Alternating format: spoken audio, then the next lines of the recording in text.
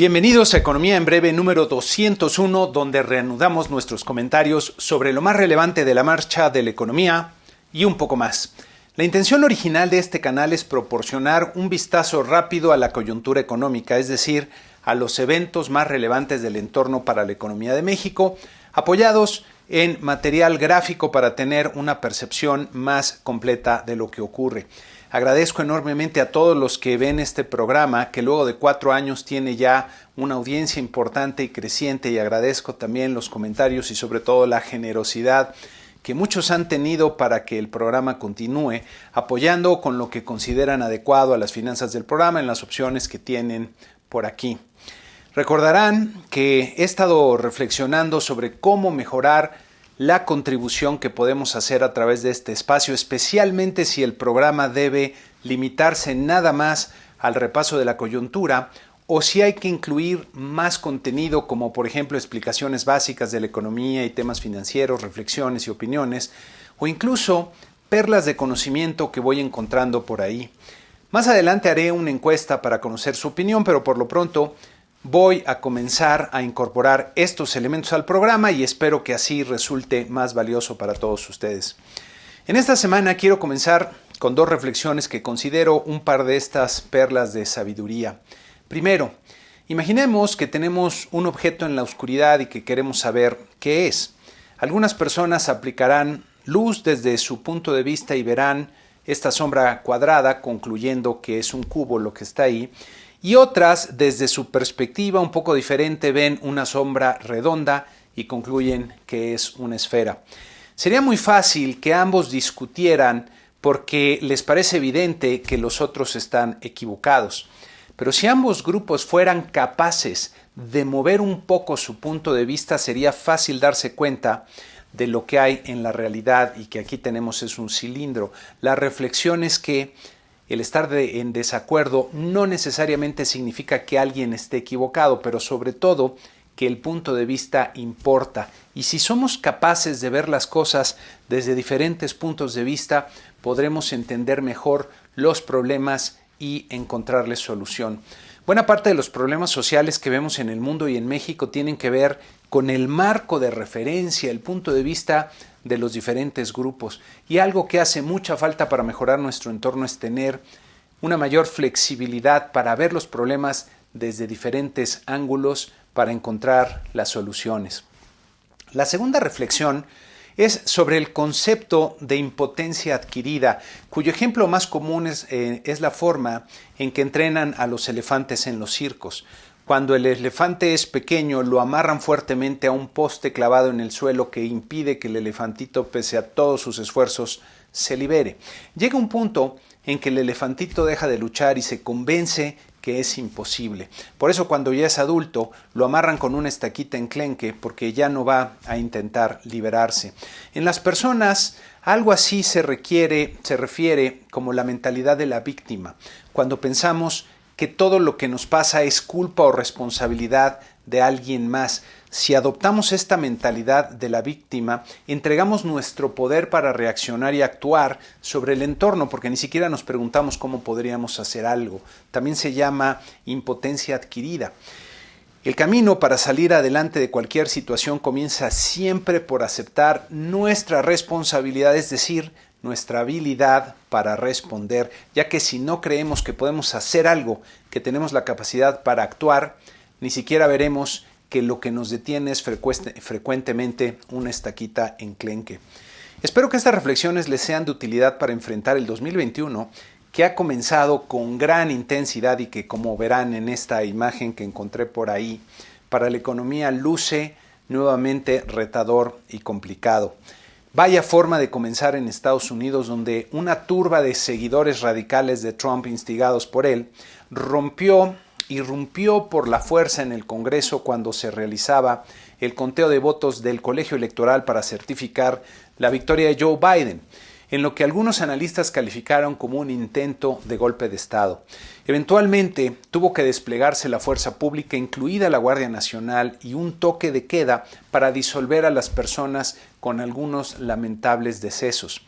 Posteriormente, el Congreso retomó su sesión certificando la victoria de Joe Biden como presidente electo generando un gran disgusto entre los demócratas y varios republicanos, viéndose incluso por los líderes demócratas la destitución de Trump con la enmienda 25 o un nuevo proceso de impeachment que ya veremos si se concreta.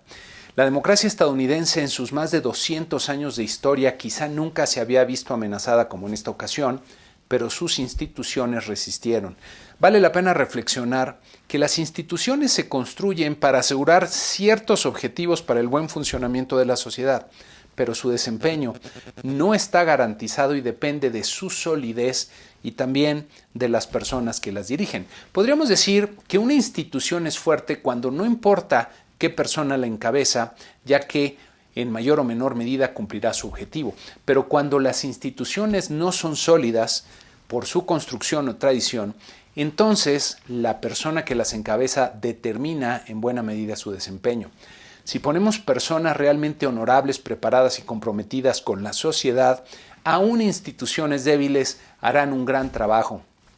Pero si tenemos personas parciales, no preparadas y viendo por sus intereses particulares o los de su grupo, incluso algunas instituciones fuertes pueden quebrarse con facilidad en perjuicio de la sociedad y del país si es que no están suficientemente firmes. Si algo nos falta en México son instituciones fuertes, a prueba de intereses personales, instituciones que se construyen por la exigencia de los ciudadanos. Regresando a Estados Unidos, además de la presidencia, los demócratas ganaron también el control del Congreso, dándole mayor peso a la vicepresidente Kamala Harris, que tendrá el voto de desempate en el Senado, luego de la victoria de los dos candidatos demócratas en la segunda vuelta de las elecciones en Georgia para el Senado. Las siguientes semanas serán tensas en lo político seguramente y habrá que estar muy atentos a los acontecimientos. El 2021 comienza con el arranque de los procesos de vacunación que prometen poner fin a la pandemia del COVID-19, que por lo pronto sigue extendiéndose de forma acelerada con más de 89.7 millones de personas contagiadas y más de 1.9 millones de personas fallecidas en el mundo. En esta gráfica de la Universidad Johns Hopkins pueden ver a la derecha el número de personas que mueren diariamente, que ya supera tristemente las 15,000. La extensión del contagio ha llevado a varios países a reinstaurar medidas de confinamiento más estrictas que, si se siguen generalizando y extendiendo en el tiempo, producirán un nuevo impacto sobre las economías del mundo, lo que no está contemplado en los escenarios de pronósticos actuales. A pesar de estos eventos, los mercados accionarios comenzaron el año con el pie derecho, registrando nuestro promedio de 10 mercados, una ganancia semanal de 3.5%, continuando con el rally que inició en diciembre, como ven aquí, que refleja un optimismo que parece completamente desconectado de la realidad económica, posiblemente obnubilados los inversionistas por la extraordinaria liquidez inyectada por los bancos centrales,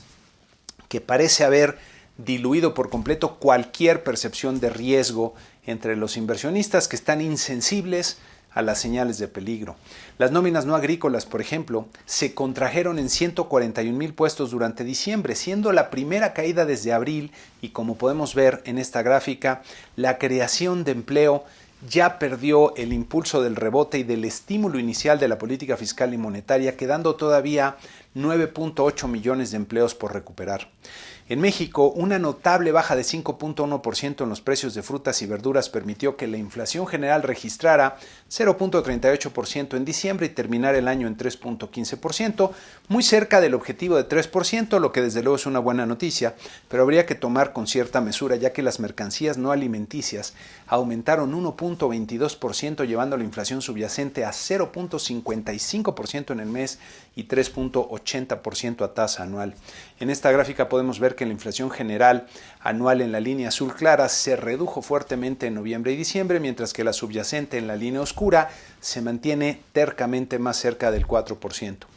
Si abrimos la subyacente en sus principales componentes, podemos ver que las mercancías se mantienen acelerando, mientras que los servicios van cayendo. Otro indicador a comentar fueron las cifras de la industria automotriz, cuya producción creció 18.4% a tasa anual en el mes de diciembre. Como pueden ver en esta gráfica, con los diciembres en tonos más oscuros para facilitar la comparación. Las exportaciones de automóviles crecieron 16.1% anual en diciembre Y como ven en esta otra gráfica, se han recuperado notablemente desde la caída de abril y mayo. Las ventas internas, en contraste, cayeron 19.4% anual, reflejando la debilidad del mercado interno, especialmente en el consumo de los hogares. Miren, las ventas de noviembre y diciembre serán fundamentales para muchas empresas que se encontraban ya al límite de su capacidad para sobrevivir y estaban apostándole a estas ventas para lograr mantenerse a flote. En enero y febrero veremos si estas ventas fueron suficientes o representaron el tiro de gracia para muchas empresas que dejarán de existir, y los presagios por lo pronto no son muy buenos. Si graficamos en cambio el acumulado anual de estas cifras, podemos ver la afectación sufrida por la industria automotriz debido a los efectos de la pandemia, aquí con la producción cayendo en el total anual 20.3%. Las exportaciones de automóviles cayeron a una tasa parecida a la producción, como pueden ver aquí, también de 20%, mientras que las ventas internas fueron las más afectadas al contraerse 28% para regresar a los niveles que había en el 2011. También en la semana se publicaron las minutas de la última decisión de política monetaria de Banco de México, que mostraron los argumentos esgrimidos por los miembros de la junta de su junta de gobierno, destacando los de los subgobernadores Jonathan Heath y Gerardo Esquivel, que votaron por recortar la tasa de interés y manifestaron una clara postura para continuar con el ciclo de relajación monetaria, es decir, continuar recortando la tasa de interés. Ambos se muestran más preocupados por la contracción de la economía y sus impactos en el empleo que por la inflación, considerando que bajar la tasa de interés ayudará a la economía. El resto de los miembros, más que estar seriamente preocupados por la inflación, refirieron la conveniencia de la pausa marcada para recabar información y confirmar la trayectoria convergente de la inflación hacia la meta del 3%, necesaria para mantener la credibilidad del Banco Central. Luego de leer las minutas y del cambio también en la composición de la Junta de Gobierno, donde Javier Guzmán fue sustituido por Galia Borja, parece muy probable que Banco de México reinicie el ciclo de recortes a la tasa de interés ahora en febrero y la lleve hasta niveles por lo menos de 3.5%. Desde luego esto dependerá de que la inflación tenga una evolución razonable, pero luego del cierre de diciembre hay un buen colchón para que aún con algunas sorpresas al alza la inflación anual se mantenga dentro del rango aceptable para la política monetaria. Tendría que haber sorpresas muy fuertes. Nuestra bolsa de valores también inició el año derrochando optimismo con una ganancia de 6% hasta niveles de 46.729 puntos, y el peso mexicano en cambio mostró algunos vaivenes más o menos importantes, terminando con una ligera depreciación de 0.5% en 20.02 pesos por dólar. La semana que inicia tendremos varios indicadores en México que nos permitirán tener una mejor idea del ritmo de la actividad económica en el último trimestre. En las cifras de producción industrial de noviembre habrá que ver el desempeño de la construcción, que suele ser un indicador adelantado de la actividad económica en general. Las cifras de consumo privado e inversión del mes de octubre nos permitirán ver si el mercado interno está recuperándose un poco mejor o sigue todavía muy afectado. En Estados Unidos tendremos las cifras de diciembre de la inflación, que por cierto no ha sido de las preocupaciones relevantes, pero luego de que las ganancias medias por hora repuntaran fuertemente en diciembre, 0.8% mensual y 5.1% a tasa anual, habrá que ver si no comienzan a observarse algunas repercusiones de estos mayores costos laborales y nos llevamos una sorpresa con la inflación. Tendremos también cifras del balance presupuestal, producción industrial y ventas minoristas de diciembre, y desde luego habrá que seguir de cerca la evolución del entorno político previo a la transición de poder. Vale la pena en esta ocasión dar un vistazo rápido a los factores que serán determinantes para la economía en el 2021, con la intención de estar preparados para lo que puede venir. Comenzando en el entorno global, desde luego, lo que ocurra en Estados Unidos con el cambio de poderes y los cambios que haya en la política económica serán de gran relevancia. El presidente Biden tiene un camino bien cuesta arriba que comienza por reducir la polarización que hay en la población de su país.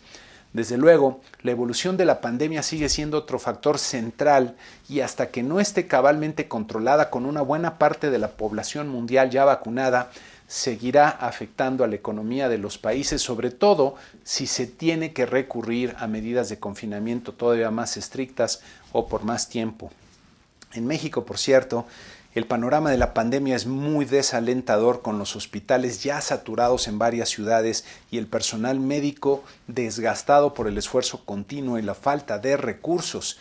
Y luego del comportamiento desafortunado de buena parte de la población que por diversas razones parece no haber tomado en serio la amenaza, las próximas semanas serán todavía complicadas y es de esperarse que haya más contagios y lamentables fallecimientos. Aparte del COVID, los gobiernos del mundo tendrán que lidiar con finanzas públicas deterioradas por la crisis, ya sea por los estímulos que instrumentaron la mayoría de ellos, o incluso, como en el caso de México, que a pesar de no haber dado apoyos financieros relevantes a la economía, verá un brinco de cerca de 9 puntos porcentuales en su deuda como proporción del PIB. El desempeño de los mercados financieros internacionales será otro factor relevante y puede estar sujeto a vaivenes importantes, sobre todo si algún evento rompe el hechizo de la abundante liquidez que ha anestesiado, diría yo, la percepción de riesgo entre los inversionistas. Por ejemplo, si se presentara algún problema importante en algún banco de importancia sistémica global o en alguna subasta de bonos del Tesoro de Estados Unidos, no aparecieran suficientes compradores. Cabe recordar que los efectos de la pandemia y la crisis sobre la cartera vencida aún están por verse en el sistema financiero. Y en Europa comenzarán también a resentirse los efectos económicos del Brexit, que también afectarán a su sistema financiero y especialmente a la economía del Reino Unido y de toda Europa. Por otro lado, si la pandemia se contiene rápidamente y esto permite el restablecimiento de la actividad económica, en ese caso sí podríamos tener un escenario mejor al que se espera hoy día, aunque esto no parece ser la alternativa más probable por lo pronto. En México habrá que ver qué ocurre con la política pública. Ya comentamos la política monetaria y falta la política fiscal, que presumiblemente seguirá con la austeridad, recortando el gasto público en los renglones que no sean los prioritarios para el presidente. Las finanzas públicas muy probablemente estarán bajo presión tanto por los resultados financieros de Pemex como por la afectación de la crisis en los ingresos públicos, ya sin los colchones que se tenían anteriormente. Especialmente negativas podrían ser nuevas medidas que destruyan o debiliten instituciones que han demostrado ser importantes para el país. La desaparición de los órganos autónomos, por ejemplo, además de que en algunos casos sería violatoria del nuevo acuerdo comercial con Estados Unidos y Canadá, sería una invitación a una mayor corrupción y representaría un nuevo deterioro del entorno de negocios que ya está muy afectado. Desde luego, la iniciativa para cambiar la ley de Banco de México que comenté hace un par de semanas en este canal sería otro ejemplo de un cambio muy negativo para el país. Por último, la reactivación de la actividad económica dependerá del impulso de tres motores principales, que son las exportaciones, que van bastante bien conforme la economía de Estados Unidos ha rebotado, pero que no es suficiente para mantener el ritmo de expansión que requiere el país. Los motores más importantes del mercado interno son el consumo de los hogares y la inversión de las empresas, que hasta el momento se han visto muy afectados y difícilmente se reactivarán con la fuerza suficiente para recuperar tasas de crecimiento más elevadas y sostenibles que requiere el país. Para reactivar ambos componentes se requerirían señales que implicarían prácticamente una vuelta en U en muchas de las políticas públicas que ojalá se diera por el bien del país. Muchas cosas podrían hacerse para facilitar, por ejemplo, la creación de empresas y la creación de nuevos empleos, pero habría que mover un poco el punto de vista como vimos al principio. Para terminar, el proceso electoral ya en marcha, que será el mayor de la historia en México en términos del número de puestos a elegir, hará que la lógica política prevalezca en muchas de las decisiones importantes y será fundamental ver si los ciudadanos restablecen con su voto el papel de contrapeso que debe representar el Congreso con el Ejecutivo. La agenda de política pública de la segunda parte de esta administración dependerá en buena medida de la composición que quede en la Cámara de Diputados. En fin, creo que estamos todos hartos del confinamiento y queremos retomar cierta normalidad, pero me parece importante tener claro que aún falta un trecho difícil por transitar y es mejor estar prevenido. Desde luego que siempre habrá oportunidades para los que saben enfocar bien su imaginación y contribuir a su entorno con soluciones, productos y servicios útiles. Y con esto concluimos este programa número 201, el primero del año, que espero les haya resultado de utilidad. Con la invitación usual a suscribirse al canal, a darle like si les gustó, a compartirlo entre aquellos a los que consideren también les puede servir y desde luego a contribuir con la cantidad que consideren adecuada en las opciones que tenemos aquí para ello. Muchas gracias y les dejo mis mejores deseos para ustedes y sus familias en este 2021 que apenas comienza. Que tengan una excelente semana.